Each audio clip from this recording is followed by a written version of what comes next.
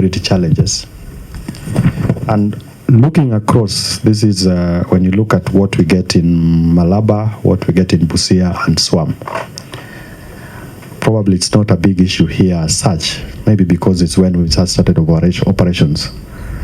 But the bulk of the criminal cases we are handling, 40% of that is on forged documents. Now, our brothers, DCI, NIS, NPS, Ngao, and even KRA, we have our job cut out. Imagine 40% of all the challenges is on forged documents.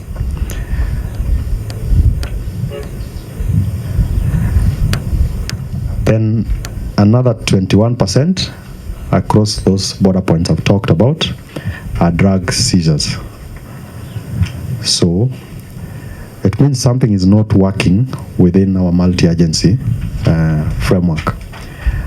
And the specific agencies involved, we have to up our game so that we significantly bring that down. Because the whole point is, one, we must be able to facilitate trade and genuine trade at that, so that we don't lose revenue. Because if 40% is on forged documents, then we could be talking about much, much higher figures than the 360. Yeah. Again, that doesn't require us to do anything out of the ordinary. It doesn't require us to do anything out of what we are already doing. The imports and the entries are way more than the exits, and also what we are exporting.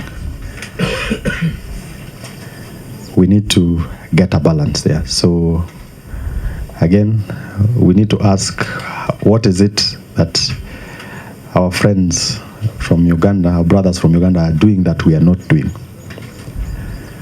It's not just enough for trucks to come back, but can we have everything else crossing to the other side as well? So that's a challenge to all of us to improve on that.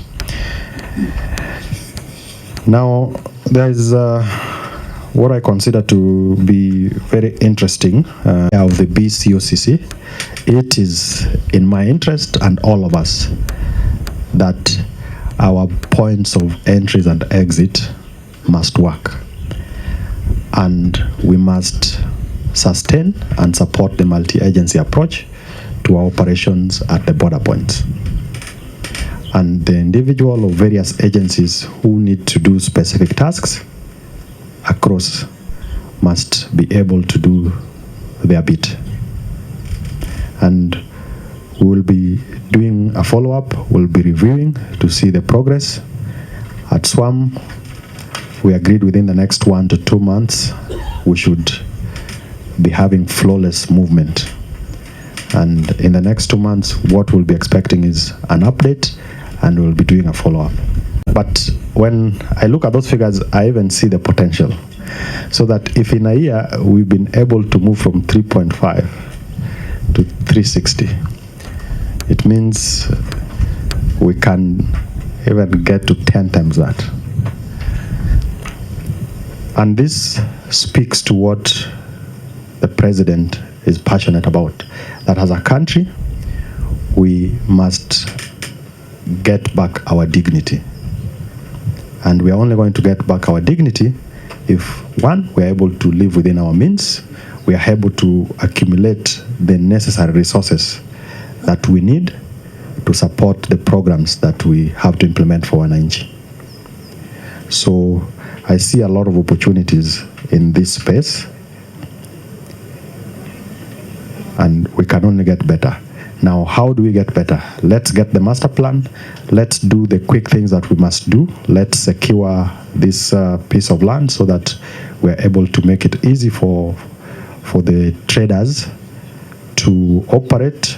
Let's get to the 24-hour cycle, which already our colleagues on the Ugandan side are able to do, yet we are not able to do. So if we do 24 hours as opposed to the 8 to 4 or 6 p.m., it means we'll be talking of 800 million.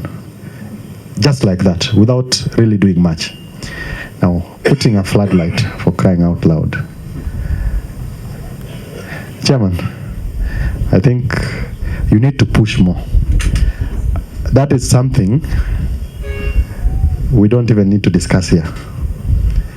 Doing a borehole, that should be immediate. And the Secretary, I hope you are taking note. Yes.